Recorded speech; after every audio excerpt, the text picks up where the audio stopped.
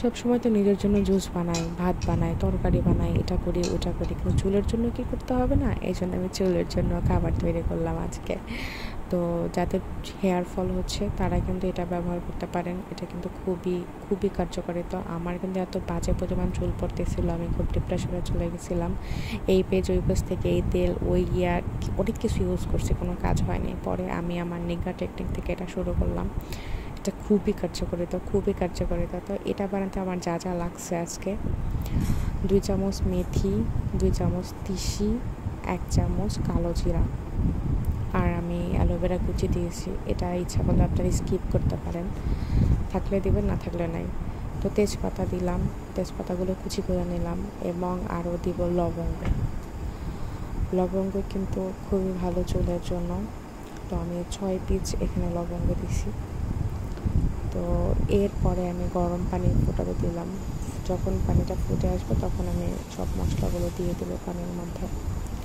তো দেওয়ার পরে আমি আস্তে আস্তে করে এটা রং পরিবর্তন করাবো। এক সময় দেখবেন এটা খুব সুন্দর একটা কালার চলে আসছে, যেমন সব কিছু থেকে বেরিয়ে আসবে কালারগুলো।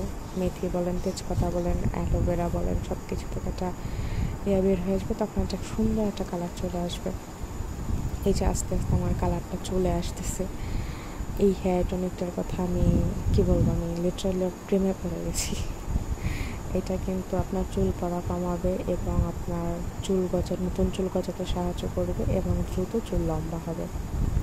আপনারা কিন্তু অবশ্যই এটা ব্যবহার করতে পারেন, বেসিক্যালি যারা চুলের প্রতি যত্নবান তারা। তো হয়ে গেছে আমার, এটা আমি ঠান্ডা করে নিয়েছি। ঠান্ডা করে নেওয়ার পর আমি বোতলে ভরে নিলাম।